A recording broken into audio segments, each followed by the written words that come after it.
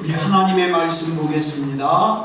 하나님의 말씀은 고린도후서 2장 15절부터 16절까지입니다.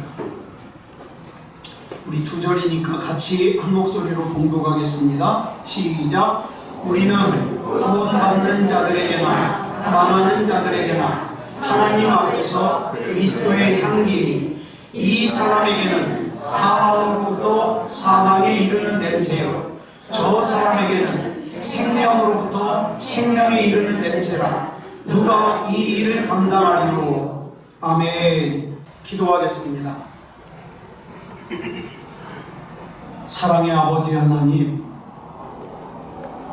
나의 힘이 되어주시고 나의 피할 바위가 되어주시고 요새가 되어주시니 감사합니다.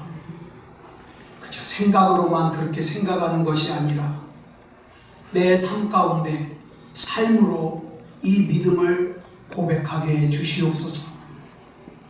이 시간 우리가 복음에 대해서 나눕니다. 너무나도 중요한 이 복음, 우리가 바르게 알게 하시고 또 바르게 믿게 하여 주셔서 우리 신앙생활이 헛되지 않도록 하나님 지켜 인도해 주시옵소서. 모든 것을 우리 주님 앞에 맡겨드리오며 그리스도 예수님의 이름으로 감사하며 기도드려 싸움나이다. 아멘. 예, 우리 같이 인사 나누겠습니다. 일주일 동안 수고하셨습니다. 은혜 받고 들어갑시다. 예, 이 시간에는 고린도후서 2장 15절부터 16절까지 읽었습니다. 복음 세 번째 시간입니다.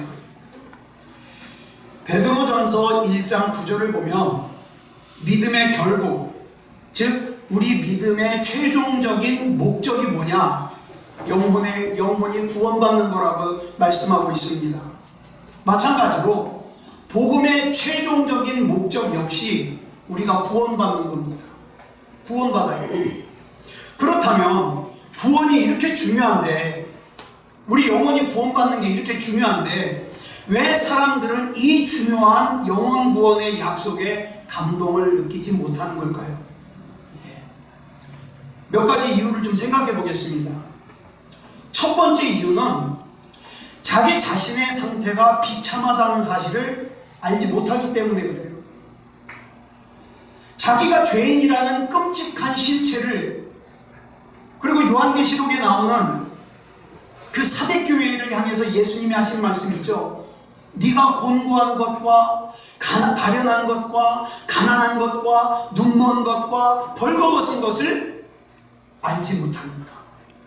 그러니까 내 영혼을 구원해 주신다는 그 하나님의 약속에 감동을 못 느끼는 거예요. 그 다음 두 번째 이유는 뭐냐면, 내가 이렇게 죄인의 상태로 그대로 있다가 가게 될 지옥이 얼마나 무서운 곳인지, 얼마나 참혹한 곳인지, 또 그 죄에 대한 하나님의 진노가 얼마나 큰지를 알지 못하니까 영혼 구원의 약속에 감동을 못 느끼는 거예요. 그 다음 세 번째 이유는, 그런 나를 위해서, 나를 구원하시기 위해서 예수님께서 대가를 지불하셨는데 그 대가가 얼마나 큰지 이걸 모르니까 영혼 구원의 약속에 감동을 느끼지 못하는 거예요. 여러분 한번 생각해 보세요. 여러분이 내가 쓰고 싶은 거 안 쓰고, 그 다음에 먹고 싶은 거 안 먹고 아껴가지고 내 가족에게 옷을 한 벌 사줬어요. 근데 그 가족이 그 옷을 갖다가 한두 번 입고는 마음에 안 든다고 분리수거함에다 버려버렸어요. 그러면 마음이 어떻겠어요? 속상하죠. 그죠? 많은 사람들이 예수님의 생명을 대가로 지불하고 우리에게 구원을 주신 그 하나님의 구원을 이런 취급을 한다 이 말이에요. 시편 49편 8절을 보면 영혼을 구원하는 값이 얼마나 비싼지 우리는요 아무리 벌어도 그 값을 지불할 수가 없다고 그랬어요. 그래서 그 값을 지불할 수 있는 분은 오직 하나님뿐이세요.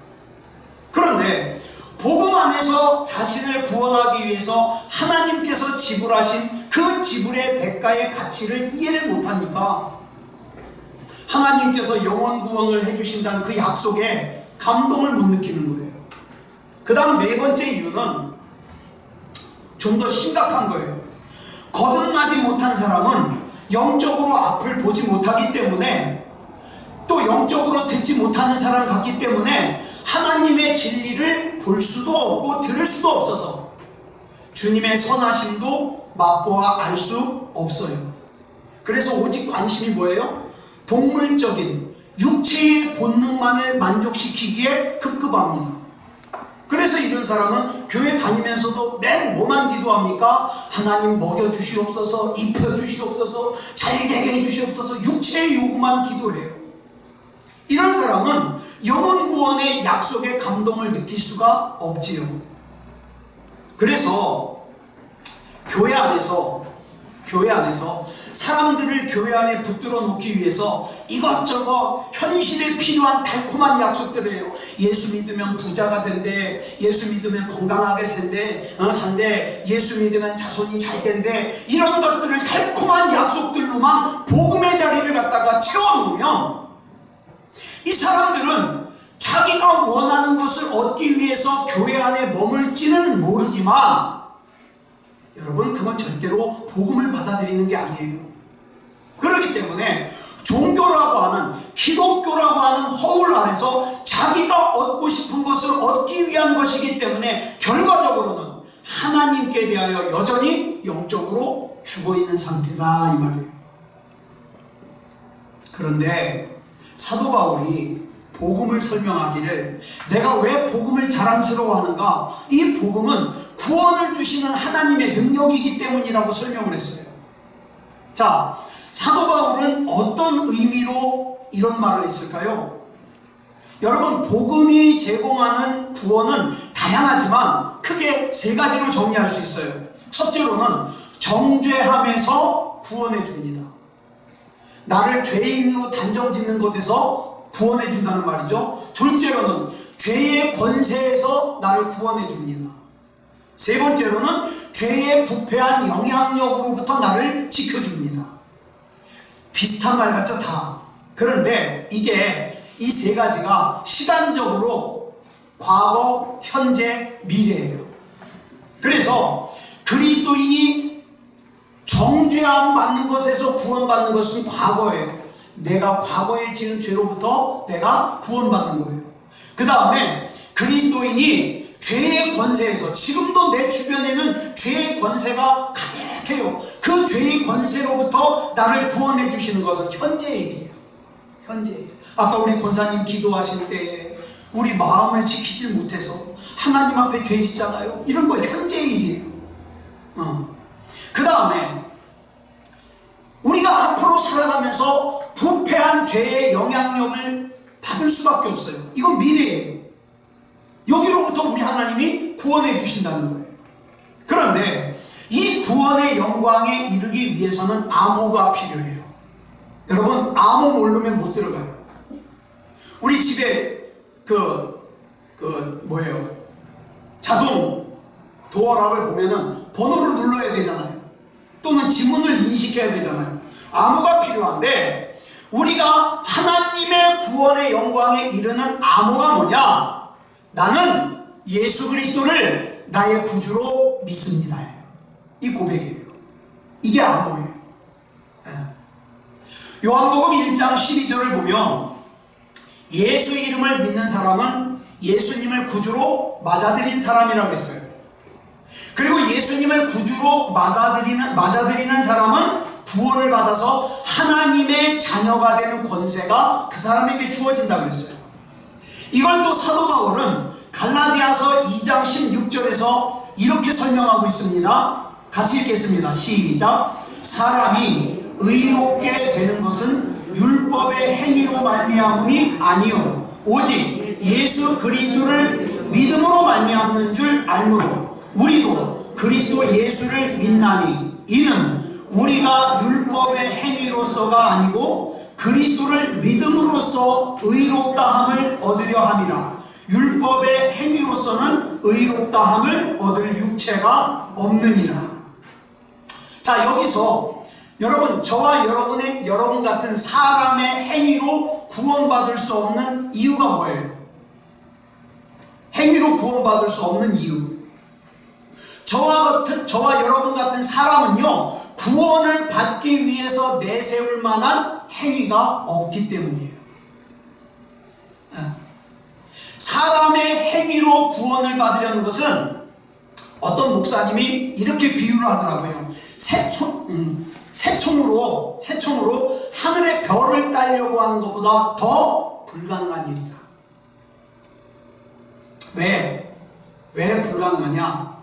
로마서 3장 23절을 보면 모든 사람이 죄를 범하였기 때문에 하나님의 영광에 이를 수 있는 사람이 한 사람도 없어요. 이런 자기의 상태를 아는 사람만이 비로소 내 힘으로는 구원받을 수 없구나. 그러면 내가 어떻게 해야 구원받을 수 있지? 그때서야 비로소 하나님을 찾고 하나님 앞에 나아갈 수가 있게 되는 거예요. 그렇기 때문에 구원은 오직 믿음으로서만 받을 수 있어요. 그런데 우리가 여기서 말하는 믿음이 뭐냐 이 말이에요. 믿음. 우리 신앙생활하면서 믿음을 많이 얘기를 하는데 뭐 믿음이 크다 작다, 믿음이 있다 없다, 믿음을 얘기하는데 믿음이 뭐냐 이 말이에요. 여러분은 뭘 가지고 여러분이 믿음이 있다고 얘기 안 합니까? 자, 보세요. 많은 사람들이 착각을 해요. 뭘 착각을 하냐? 나는 하나님이 살아계신 거 믿어. 그러니까 나는 믿음이 있어. 이렇게 생각해요. 이걸 믿음이라고 생각해요. 나는 예수님이 누군지 알아. 내가 귀에서 귀가 따갑게 들었어. 난 예수님이 누군지 알아. 그러니까 나는 믿음이 있어. 이렇게 생각을 해요. 근데 여러분, 야고보서 2장 19절 보면 굉장히 무서운 말씀이 나와요. 같이 읽어보겠습니다. 시작. 내가 하나님은 한 분이신 줄을 믿느냐? 잘하는도다. 귀신들도 믿고 떠느니라. 여기 보니까 귀신들도 하나님이 살아계시다는 걸 안대요. 그리고 떤대요. 근데 여러분, 성경 어디에도 이 귀신들이 하나님을 알고 있는 것을 믿음이라고 하는 말씀은 한 구절도 없어요. 이건 믿음이 아니에요. 즉 하나님이 살아계시다는 것을 아는 것은 믿음이 아니라 뭐예요? 그냥 아는 거예요. 여러분, 우리가 신앙생활하면서 내가 아는 걸 믿음이라고 착각하면 안 돼요. 아는 것과 믿음은 달라요. 로마서 4장 21절을 보면 믿음을 이렇게 설명합니다. 시작. 약속하신 그것을 또한 능히 이루실 줄을 확신하였으니. 회개한 죄인이 하나님께서 약속하신 것을 능히 이루실 거라는 것을 확신하는 것, 이게 믿음이에요. 이 믿음이 저와 여러분 안에 있습니까? 우리 지난 금요일날 교회 오빠를 봤어요. 제가 이 영화를 갖다가 원하는 목사님들한테 이메일로 보내드린다고 했더니 몇몇 분이 신청을 해서 이메일로 보냈는데 왜 안 보내냐요? 난 보냈는데. 나중에 찾아보니까 이 메일이 스팸 메일로 들어가 있어요. 뭐 때문에 그러냐? 오빠. 이 오빠라는 단어가 아주 음란한 파일에 많이 쓰이나 봐요. 이게 스팸 메일로 들어가 있대요. 여러분, 이 이관희 집사가 3년 동안 암 투병을 하면서 전 사실 이 영화 안 보려고 그랬어요. 이런 영화 한번 보고 나면 우울한 게 한참 가거든요. 근데 내용이 슬플 거라는 걸 알면서도 봤어요. 근데 제가 영화를 보면서 이 영화 가운데 슬픈 것 이상으로 나에게 영적으로 교훈을 주더라고요. 그 말 가운데 그 이관희 집사가 이런 말을 한마디 합니다. 대사가 그게 기억이 나요. 만약에 내가 오늘이라는 날이 내가 살 수 있는 마지막 날이라면 이 마지막 날이 하루가 얼마나 소중해요? 근데 이 날을 내가 미워하면서 증오하면서 그렇게 살 수 없잖아요. 그 말이 얼마나 들어오는지. 제가 그 영화를 보기 전까지 한동안 참 마음이 제가 힘들었어요. 그랬는데 마음이 힘들어서 막 투덜거리고 푸념하고 하나님 앞에 기도하면서도 막 투덜거리고 그랬는데 그 영화를 보면서 제가 혼자 막 눈물이 줄줄 나는데, 하나님 죄송해요. 그런 회개를 했어요. 여러분, 많은 사람들이 어려서부터 내가 교회 다니면서 내가 들어서 아는 걸 가지고 내가 믿음이라고 착각을 해요. 근데 그게 믿음이라면 귀신들도 믿음이 더 좋아요. 왜? 귀신들은 더 많이 알거든요. 근데 성경은 그게 믿음이 아니래요. 믿음이 뭐냐? 하나님께서 나에게 약속하신 것을 분명히 100% 확실하게 이루실 것을 내가 믿는 것. 이게 믿음이라는 거예요. 이 믿음이 저와 여러분에게 있느냐 이 말입니다. 그렇다면 그러면 여기 또 하나 민감한 질문을 하나 해야 돼요. 우리가 가진 믿음이 하나님이 인정하시는 구원받을 수 있는 믿음이라는 증거가 뭡니까? 내가 가진 믿음이 천국 갈 수 있는 믿음이라는 증거. 야고보서 2장 18절을 보면 사도 야고보가 그 답을 이렇게 얘기를 합니다. 시작. 어떤 사람은 말하기를 너는 믿음이 있고 나는 행함이 있으니 행함이 없는 내 믿음을 내게 보이라. 나는 행함으로 내 믿음을 내게 보이리라 하리라.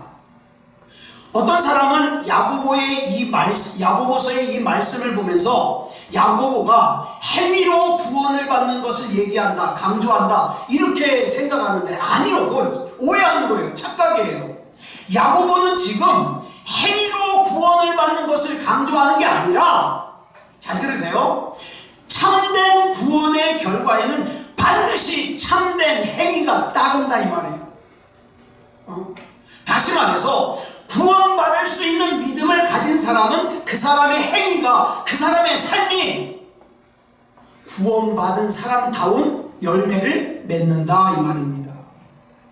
이런 말은 야고보만 이런 말한 게 아니에요. 세례 요한이요, 마태복음 3장 8절에서 이런 얘기를 해요. 시작. 그러므로 회개에 합당한 열매를 맺고 그랬어요.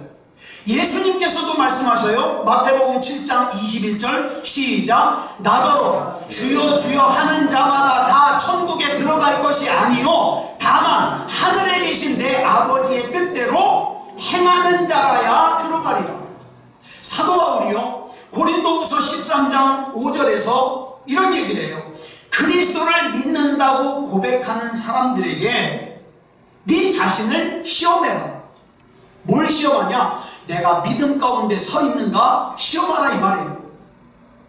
그럼 그 뭘 시험하는가? 삶의 열매를 돌아보라 이 말이에요. 그러면 우린 여기서 우리 자신에게 이런 질문을 한번 해봐야 됩니다. 나는 멀리 내다볼 것 없어요. 지난 일주일 동안의 내 삶의 열매로 보았을 때 내가 가진 믿음은 구원받을 수 있는 믿음이 확실한가? 한번 돌아보시기 바랍니다. 디도서 1장 16절에 보니까 아주 무서운 말씀이 기록되어 있어요. 뭐라고 되어 있냐?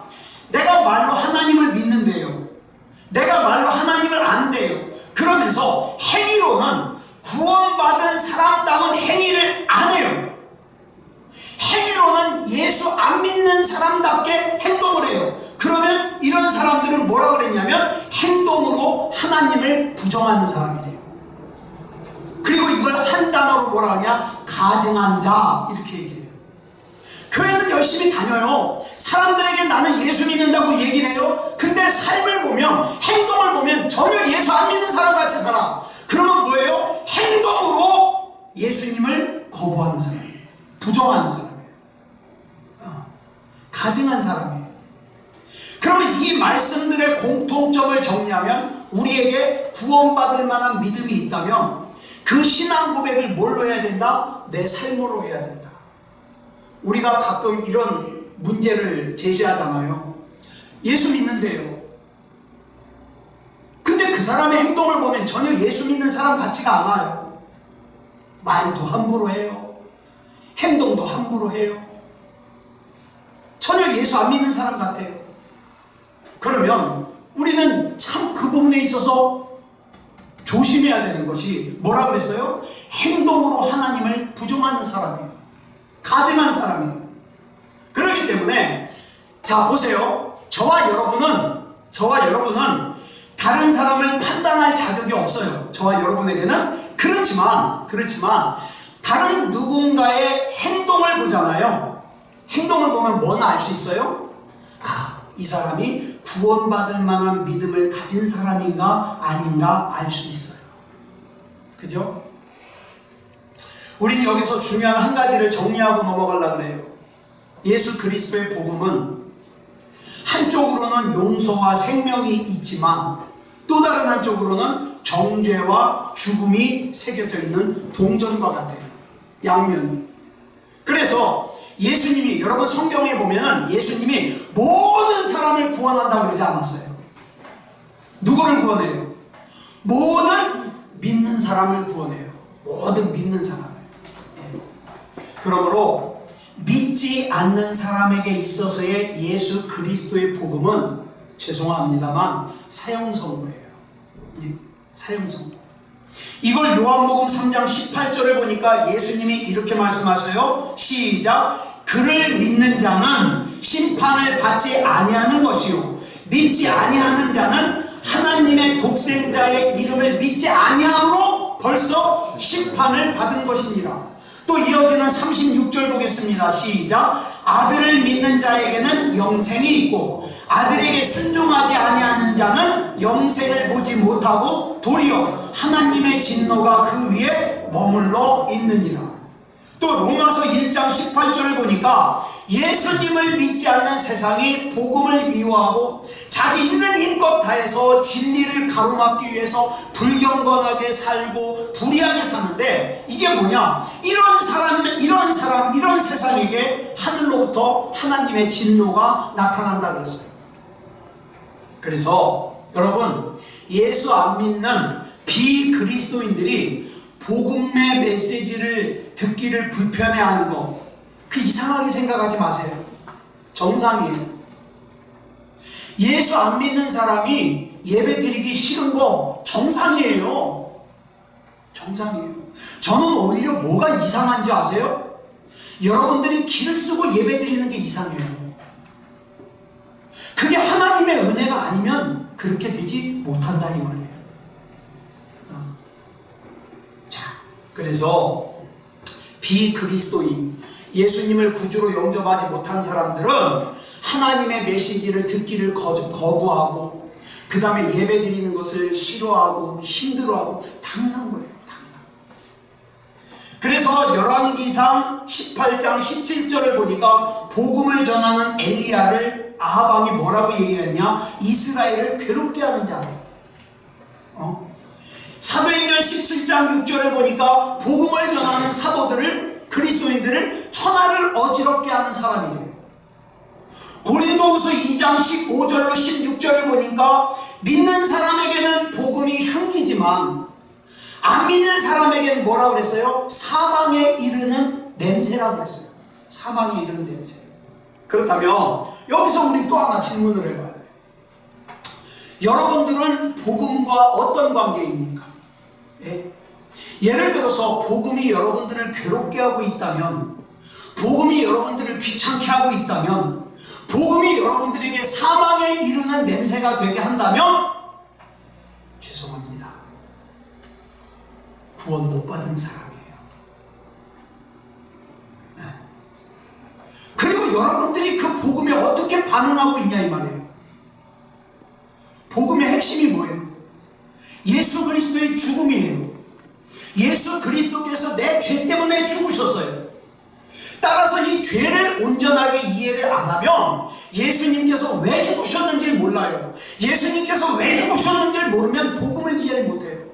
그러면 교회 다니면서도 재미가 없는 거예요. 지겨운 거예요. 그럼 내 옆에 있는 사람들이 보면서 뭐라 그래요? 아, 예수 믿는 사람이 왜 저래? 복음과 관계가 없어서 그래요. 저 이제까지 전도사 생활, 목사 생활하면서 그런 질문 많이 받아봤어요. 자기 가까운 사람이 신앙생활 한대요. 교회를 다닌대요. 근데 행동을 보면 예수 안 믿는 사람 같아요. 왜 그런데요? 물어봐요. 저는 이렇게 대답해요. 그 사람은 복음과 상관이 없어서 그래요. 간단해요. 복음의 핵심은 예수 그리스도의 죽음인데 그 예수 그리스도의 죽음은 내 죄 때문인데 내 죄가 뭔지를 모르니까 예수 그리스도가 왜 죽었는지도 모르는 거예요. 그래서 사도 바울이, 자, 우리 얼마 전까지 수요일 날 공부했잖아요. 로마에 있는 그리스도인들에게 편지를 썼어요. 그 편지가 뭐라고요? 로마서예요. 근데 이 로마서 전체 16장 가운데 앞에 1장, 2장, 3장에서 바울이 자기가 가지고 있는 모든 지혜와 지능과 그 다음에 성령의 감동하심을 다 동원해가지고 뭘 설명하냐? 죄가 뭐냐를 설명해요. 그래서 로마서 1장, 2장, 3장을 알면 죄를 알아요. 죄를. 그러면 왜 죄를 이렇게 바울이 정성스럽게 설명을 하고 있는가? 예를 들어 볼까요? 제가 위암에 걸려 있어요. 제가 위암 환자인데 문제는 제가 위암에 걸린 걸 몰라요. 제가 위암은 걸렸는데 소화가 안 돼. 그러니까 맨날 소화제만 막 한 주먹씩 먹고 콜라만 막 먹어요. 왜 이렇게 소화가 안 되지? 그런데 이영욱 집사님이 어느 날 목사님 소화 안 된다면서요? 이 약이요 위암에 좋은 약이래요. 그러면서 위암약을 갖고 왔어요. 그럼 제가 뭐라 그럴까요? 집사님 나 위암 환자도 아닌데 내가 위암 걸리기를 원하나 봐? 그러면서 기분 나빠할 거예요. 그죠? 소화제를 줘야지 왜 위암약을 갖고 오냐고. 근데 제가 병원에 가서 저 왜 이렇게 소화가 안 된대요. 그랬더니 의사가 쫙 진찰해보고 막 CT를 찍고 그러더니 죄송합니다 위암인데요. 그 다음부터는요 위암에 좋은 약을 갖다 주면요 얼마나 감사한지. 그죠? 왜? 뭐 때문에? 내가 위암 환자라는 걸 알았잖아요. 무슨 얘기냐? 자기가 죄인이라는 사실을 깨달은 사람만이 예수 그리스도께서 절대적으로 나에게 필요하다는 걸 알아요. 여러분 이관희 교회 오빠 보신 분 아시겠지만 그 이관희 집사님이 이제 막 항암 치료가 듣질 않아요. 그래가지고 이제 말라가면서 이제 죽어가는데 웬만한 사람 같으면 막 원망하고 투정하고 막 그럴 법도 한데 하는 말이 뭔지 아세요? 계속 나 자꾸 내 죄가 생각난다는 거예요. 나 죄 용서받아야 된다는 거예요. 그 양반이 우리보다 특별히 죄를 많이 지었겠죠? 아니요. 자기가 죄인이라는 사실을 깨달은 사람만이 나에게 예수 그리스도가 절대적으로 필요하다는 걸 알아요. 그래서 바울이 죄를 이렇게 설명하는 거예요. 그래서 사도 바울은 이렇게 중요한 복음을 이방인들에게 전하면서 이방인들이 구원을 받게 하는 일에 있어서 내가 전제와 같이, 전제가 뭐라 그랬어요? 재물을 이렇게 불에 태워서 드리기 전에 거기다가 막 포도주를 다 부어요. 이와 같이 자기 온 인생을 거기다가 다 쏟아부어져서 전제로 드려진다 할지라도 난 이방인들을 구원받았으면 좋겠다 이거예요. 또 자기 동족 유대인들을 구원받는 일에 있어서는 내가 우리 동족 유대인들이 구원받을 수만 있다면 내 생명책에서 내 이름이 지워져서 나 지옥 가도 내가 원한다 이 말이에요. 이 정도로 원했어요. 이 정도로. 그렇기 때문에 사도 바울이 이렇게 이야기하기 어려운 죄를 갖다가 끄집어내고 거론하는 이야기가 원인이 뭐냐? 의사가 환자의 질병을 치료하기 위해서는 먼저 환자의 상태를 정확하게 진단을 내야 돼요. 그리고 환자에게 당신 여기서 치료 안 받고 그냥 내버려두면 이렇게 진행됩니다. 이걸 분명하게 알려줘야 돼요. 그게 의사의 책임이에요. 그러면 우리 교회는 이제 복음교회인데 우리 교회 같은 이런 복음교회에서 복음을 설교하는 이유가 뭐냐? 설교의 방향이 어디로 가야 되냐? 여러분, 이창원 목사가 여러분들을 정말 사랑한다면 그리고 여러분들을 정말로 불쌍히 여긴다면 여러분들이 잘못 가고 있는 신앙생활의 삶을 그 다음에 여러분들의 죄를 어떻게든지 강단에서 설교하면서 끌어내야 돼요. 회개하게 해야 돼요. 자기가 중환병에 걸렸다는 사실을 알지 못하는 사람은 의사에게 도움을 구하지 않습니다. 마찬가지로 자기가 지금 죄로 인해서 멸망의 길을 가고 있다는 사실을 깨닫지 못하면 그 멸망의 길에서 구원해 주실 수 있는 유일한 분이 예수 그리스도라는 사실을 어떻게 해요? 그다지 중요하게 여기지도 않고 하찮게 여겨요. 그래서 여러분, 예수님께서 우리에게 성령님을 보내주신 이유를 요한복음 16장 8절로 11절에서 설명을 하거든요. 성령님을 왜 보내주셨는가? 같이 읽겠습니다. 시작. 그가 와서, 성령님이 와서, 그가 와서, 시작. 그가 와서 죄에 대하여, 의에 대하여, 심판에 대하여 세상을 책망하시리라. 죄에 대하여라 함은 그들이 나를 믿지 아니하며, 의에 대하여라 함은 내가 아버지께로 가니 너희가 다시 나를 보지 못하며, 심판에 대하여라 함은 이 세상 임금이 심판을 받았습니다. 여러분, 예수님께서는 사람들의 죄와 의와 심판을 깨우쳐주기 위해서 성령님을 보내주셨어요. 다시 말해서 성령님이 하시는 첫 번째 일이 뭐라고요? 저와 여러분의 죄를 깨닫게 하는 거예요. 깨닫게.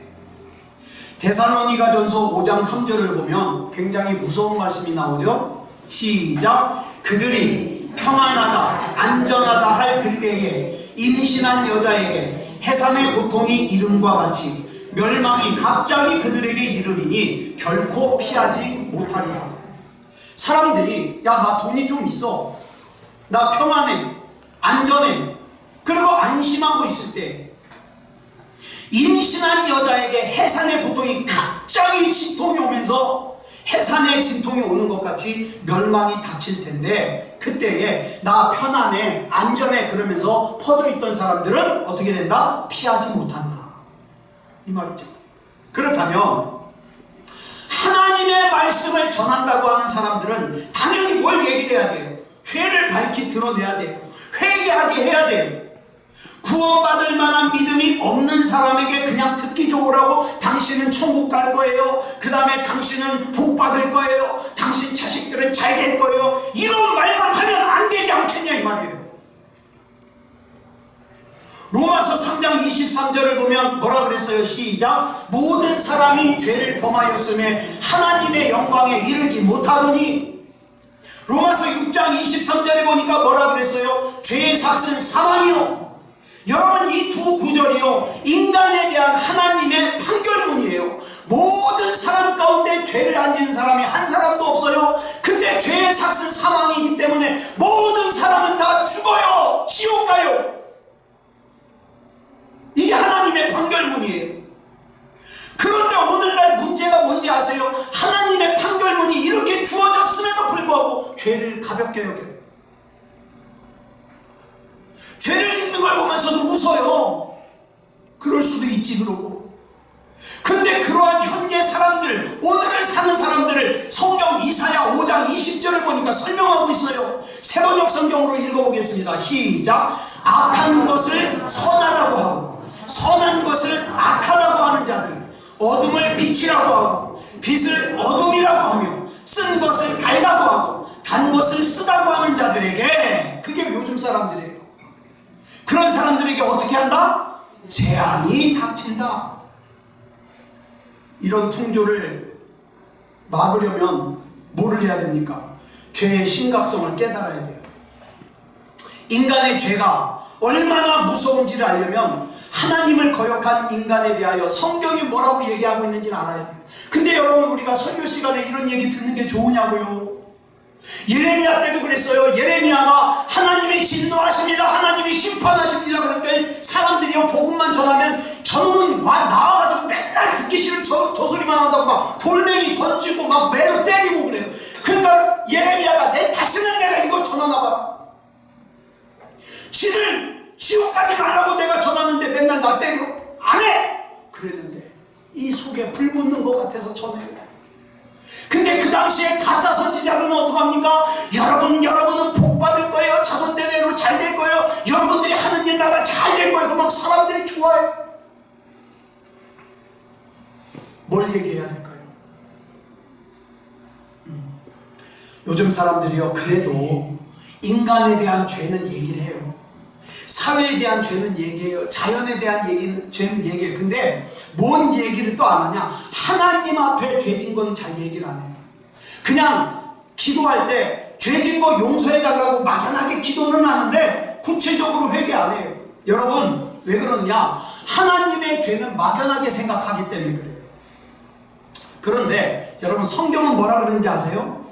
모든 죄가 사람에게 잘못한 죄, 자연에게 잘못한 죄, 모든 죄가 하나님을 거역하는 거예요. 반역하는 거예요. 여러분 성경을 보면 다윗 왕이 밧세바와 간음을 저질렀어요. 그렇죠? 그리고 그 남편, 원래 남편 우리아를 갖다가 죽게 만들었어요. 그렇죠?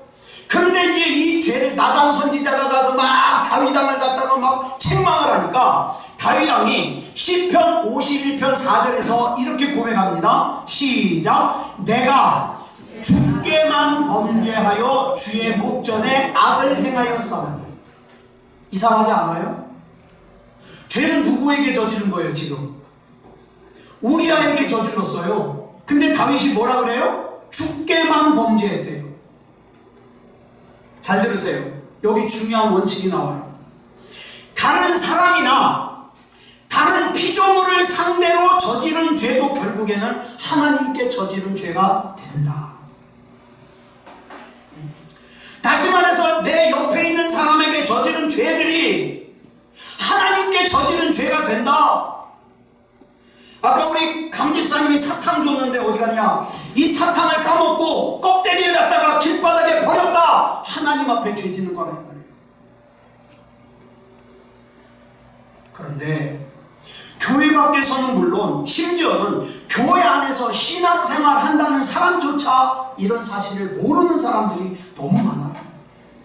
그러니까 신앙생활을 자기 마음대로 하는 거예요. 내 컨디션에 따라. 여러분 성경에 나오는 하나님의 속성 가운데 하나님의 주권이라는 속성이 있어요. 육에 속한 사람은 하나님의 주권을 그다지 중요하게 여기질 않아요. 왜? 내가 하나님의 주권을 인정한다는 것은 곧 무슨 뜻이냐? 나는 하나님의 간섭을 받는다는 뜻이에요. 이게 싫으니까 하나님의 주권을 인정 안 해요. 그냥 일주일에 한번 교회 나가주면 그걸로 끝내자는 거예요. 그런데 성경은 하나님의 주권을 인정해라. 또 하나님의 속성 중에 하나가 하나님의 의로우심이에요. 의롭다는 단어를 히브리어로 차디크라 그러는데 헬라어로는 디카이오스라 그러는데 이는 하나님의 의로우심, 하나님의 올바르심, 도덕적으로 탁월하심을 뜻해요. 그렇기 때문에 하나님이 행하시는 모든 일은 완전하고 정의롭습니다. 문제는 하나님의 의로우심이 의로운 피조물에게는 참 좋아요. 왜? 의로우신 하나님이 나 칭찬해 주니까. 그 문제는 불의한 피조물에게는 심판이에요. 이게 문제예요. 그래서 이것을 잠언 21장 15절은 세번역 성경 보니까 이렇게 말씀하고 있어요. 시작. 정의가 실현될 때에 의인은 기뻐하고 악인은 절망한다. 뭐 이런 거예요. 예수 그리스도를 구주로 영접한 저와 여러분은 예수님이 빨리 오시면 좋아요, 안 좋아요? 좋아요. 고생 끝, 천국 시작이니까 좋아요. 근데 이 세상이 전부인 것처럼 죄 짓고 산 사람들은 그 다음에 뭐예요? 즐거운 끝, 지옥의 시작이에요. 그러니까 안 좋아요. 그렇기 때문에 의로우신 하나님은 똑같지만 죄인에게 그 다음에 의인에게 하나님은 다른 분이 되는 거예요. 그런데 로마서 3장 10절에 보니까 이 중요한 말씀이 이거예요. 의인이 한 사람이라도 있어요, 없어요? 없어요. 이게 문제예요. 저도 여러분도 의인이 아니에요. 이게 두려운 거예요. 하나님의 심판이 두려운 거예요. 그런데도 참 이상한 것이 대부분의 사람들이 하나님의 심판을 두려워하지 않고 살아요. 그래서 내가 왜 하나님의 심판을 두려워하지 않는가, 이것도 이유를 좀 찾아봤어요. 몇 가지로 정리가 돼요. 첫째, 양심이 화인, 성경에 보면 화인이라는 게 나오거든요. 뭐냐면 마귀의 불도장이에요. 이 마귀의 불도장을 받으면요, 이게 양심이 마비돼가지고 죄를 죄로 몰라요. 그래서 마귀의 불도장을 맞았기 때문에 영적으로 마비가 돼서 심판, 죄 이런 걸 몰라요. 이게 첫 번째 이유. 두 번째, 자기가 의롭다고 착각하기 때문에. 세 번째, 하나님이 사람들이 생각하는 것보다 좀 덜 의로우시기 때문에 어느 정도의 죄는 그냥 넘어갈 거라고 생각해요. 이 정도 죄는 그냥 눈 감아 주실 것 같아요. 이건 세 번째. 네 번째, 아예 심판 자체에 관심도 없고 생각도 없어요. 다섯 번째, 알긴 알아요. 심판도 알고 이렇게 살다가는 큰일 난다는 거 알아요. 근데 앞으로 내가 살 시간이 많이 남아있다고 생각해서 나중에 천천히 생각하는 거예요. 천천히. 다섯 번째까지. 그렇기 때문에 우리는 인간의 죄와 인간의 불의함을 드러내는 복음을 알아야 돼요. 전해야 돼요. 그리고 하나님의 의는 엄격해서 하나님의 기준에서 조금만 벗어난다고 하더라도 어떻게 해요? 심판받을 수밖에 없어요. 저는 가끔 이런 생각합니다. 여러분, 인류의 죄의 시작이 어디로부터 시작됐어요? 예? 에덴 동산에서 선악과 따먹고 시작됐죠. 근데 여러분 우리 솔직해지자고요. 우리 지금까지 살면서 아담과 하와가 선악과 따먹은 거, 그 과일 하나 따먹은 거예요. 먹지 말라는 거. 그거보다 더 큰 죄 진 적 있어요, 없어요? 난 암만 생각해도 내가 진 게 더 큰 것 같아요. 그 선악과 의미가 있어서 그렇지.